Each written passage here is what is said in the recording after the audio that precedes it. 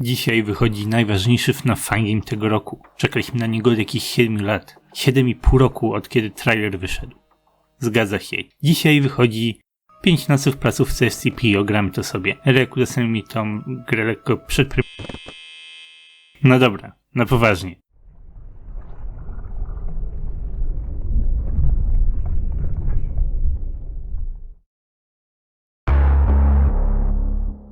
SCP The Endurance. Będziemy musieli endurować w tej placówce i przetrwać parę nocy. W ogóle ciekawi mnie to pytanie. Wiecie, czym jest SCP? To ogólnie znany projekt, będzie tam parę rzeczy na wstępie powiedziane, ale żeby było jasne, to jest taki wielki katalog nienaturalnych stworów i przedmiotów tworzony przez społeczność. Każdy może sobie wymyślić, opisać własny obiekt. To historia o organizacji, która zabezpiecza, utrzymuje i chroni takie obiekty SCP. Takich specimenów są tysiące, choć zazwyczaj skupiamy się na tych najbardziej popularnych. Zaraz przekonam się, jaki jest zarys historii tej konkretnej gry.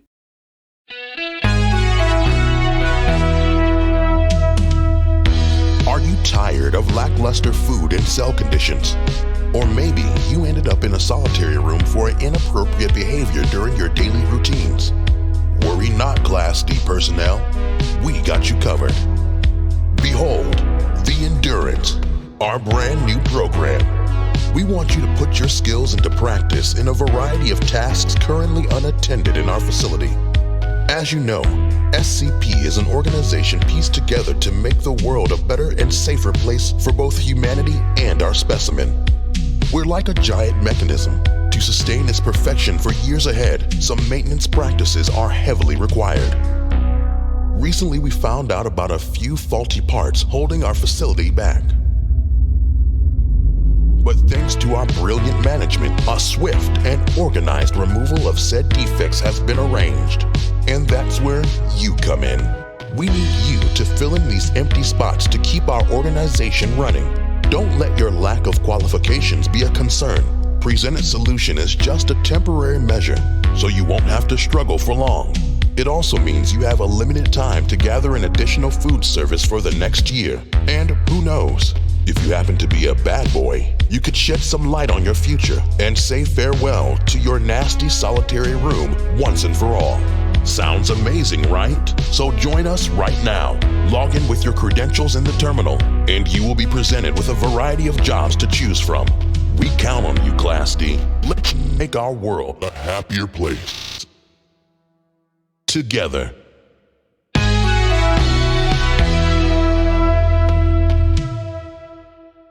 Jak już wstęp powiedział, jesteśmy pracownikiem i musimy zająć pustą posadę.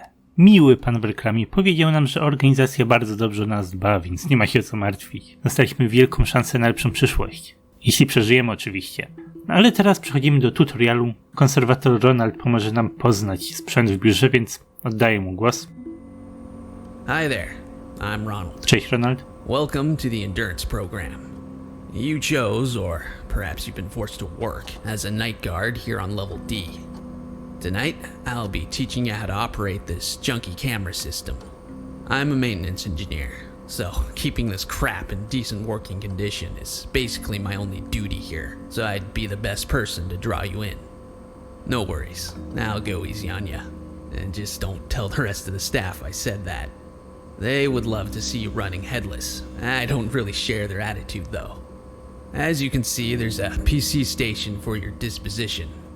It's rocking an early version of our software on it. Hence, there's that weird terminal thing on a monitor to your right. But it's not as complicated as you'd think. Its main purpose is running some essential commands and logging in since user interface assets aren't ready for that yet. It also powers up a camera system, which is an essential tool for this job. So, you absolutely need to keep this thing running. For security measures, the passwords on every computer here in the facility are changed every day. Since you're a Class D and you have no permissions around here, I'll be leaving a sticky note with a passcode for you. So, shall we try to see if you'll be able to run this thing? I'm going to remotely pull the plug in your area. Cutting off the power means you'll have to boot this machine up again from the ground up. Here's what you'll have to do. Flip the lever on the wall in front of you to get your room some juice. Then power up your PC, that boxy thing on the right of your table. You'll have to wait a few seconds for it to boot up, and then it's gonna ask you for a password. Type in whatever's on that sticky note. If done correctly, we should be able to speak again. Ready? To co, nadążacie za Ronaldem? Wydaje mi się, że mówi wystarczająco powoli, żeby każdy zrozumiał. Ale śmiesznie byłoby zobaczyć kogoś, kto zupełnie nie słuchał i teraz siedzi w ciemności i się musi domyśleć, co zrobić. Choć chyba trudno byłoby pogubić się w tym miejscu. Łatwo znaleźć gdzie jest guzik do naciśnięcia.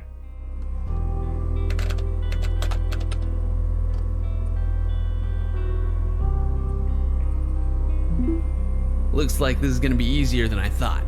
Well done. Now, let's familiarize you with the cameras. There are 3 floors for you to watch over. Each has a set of cameras. Some of these hang in dark places and have been equipped with lights. If there's a flashlight available, a text in the top left corner of your camera feed will appear. Pressing Z on your keyboard activates the light. Of course, you have one of these flashlights with you in the office as well, but you need to keep in mind, all of them consume power when used. Sounds like now would be a good time to talk about power management. This night's an easy one. For practice purposes, you've been provided with unlimited power. Unfortunately, tomorrow there will be a limited energy pool for your night shift. Things that may drain your electricity are lights, PC, camera system, ventilation, and a door. Yes, that door on your right, hence that usage meter is overloaded. But there are ways you can save some of that precious energy. There's a link to the ventilation system on Cam 2D. By clicking on a server unit on the left, you're able to toggle ventilation on and off. But you have to keep in mind we're deep underground. You still need to be able to breathe. Another way is putting your PC to sleep when it's not in use. It consumes less power, wakes up crazy fast, and starts right where it left. You can do that by pressing X on your keyboard. Oh, I almost forgot. There's a replica of a mask of SCP-035 for you to use. Being a guard among these crazy abominations is no easy task, but it may help you fool some of them. And that's it. I need to go help the others now. Remember what I said. And be sure to make use of a library on the left monitor to look those SCPs you're about to encounter up. It may save your life. Hang in there, and good luck.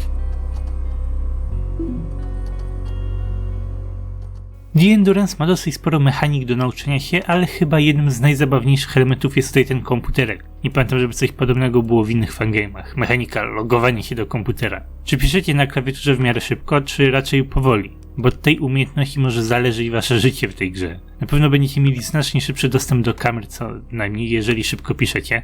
No i pierwsza noc to taka dosyć spokojna nocka bez przeciwników, Ronald to podział co mógł, a teraz jest 5 AM, to chyba najlepszy moment, żeby się rozsiąść, zapoznać ze sprzętem. Jest trochę guzików, sporo kamer, komputerek do przejrzenia, więc trzeba się przyzwyczaić do tego co jest. W następnych nocach pojawią się SCP-ki, a my będziemy musieli korzystać z tego co mamy. Dlatego dobrze jest wiedzieć co mamy. Na komputerze jest na przykład opcja Help i wprowadza sporo komend do zapoznania się. Możemy na przykład otworzyć i zamknąć drzwi przy użyciu komendy, czy sprawdzać jakie SCP-ki pojawiają się w których pokojach. Tyle jest tutaj rzeczy do zapoznania się, że ciężko jest wyrobić się z tym przed godziną 6. Ale to nic, z czasem do wszystkiego dojdziemy.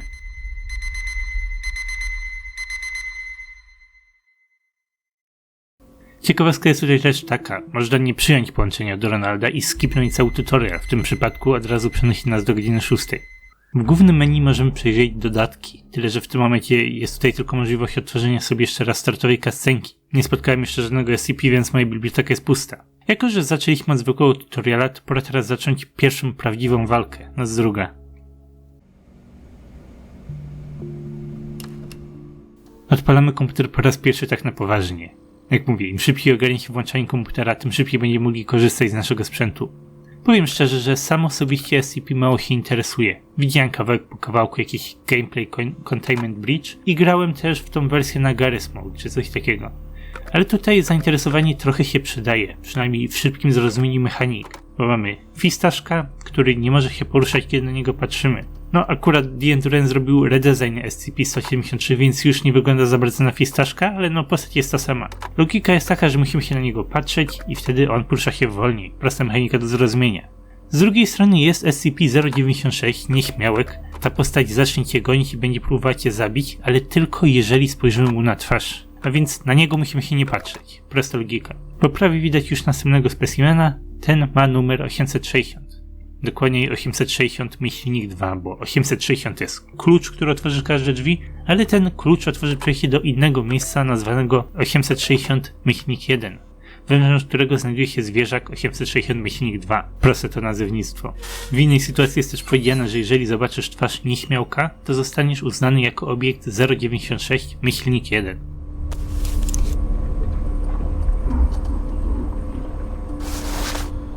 Teraz to się pojawił w ogóle tajemniczy przeciwnik, który chyba jest najmniej intuicyjny ze wszystkich. Już mnie biblioteka SCP tutaj informuje, że to jest SCP-106. Wariat przechodzi przez ścianę i to jest ogólnie ten od Pocket Dimension, jeżeli ktoś kojarzy.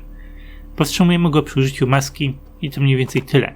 W jego sytuacji bardzo polecam grać na słuchawkach, bo i 106 i piesek 860 wydają dźwięki, kiedy się do nas zbliżają, więc wielu informacji można się po prostu domyślić ze słuchu i jest znacznie łatwiej się zorientować, co się dzieje. W ogóle chyba już to założyliście, ale wyłączenie wentylacji prowadzi do rozmazania wizji. To chyba dosyć mądry sposób na poinformowanie gracza, że umiera. Nie ma żadnego taniego wskaźnika ani nic. Po prostu gra utrudnia ci widzenie czegokolwiek, jeżeli nasz pracownik dostaje za mało powietrza. Dobra mechanika.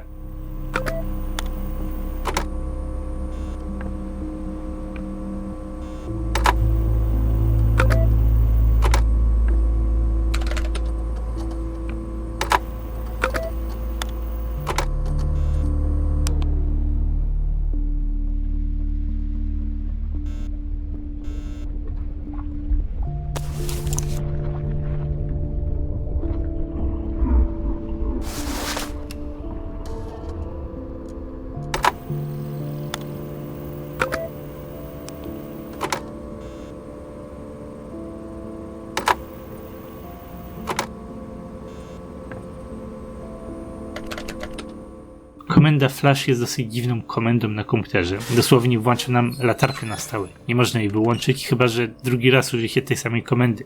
Znacznie ciekawszą opcją jest inna komenda Vent, dzięki której wentujemy, znaczy się włączamy wentylację. Na luźno można sobie spokojnie włączyć kamerę i tam kliknąć na wentylację, ale jeżeli ktoś chce przyhardkorzyć lub pewnie w trudniejszych nocach po prostu normalnie funkcjonować, to Vent nam może w tej sytuacji uratować życie.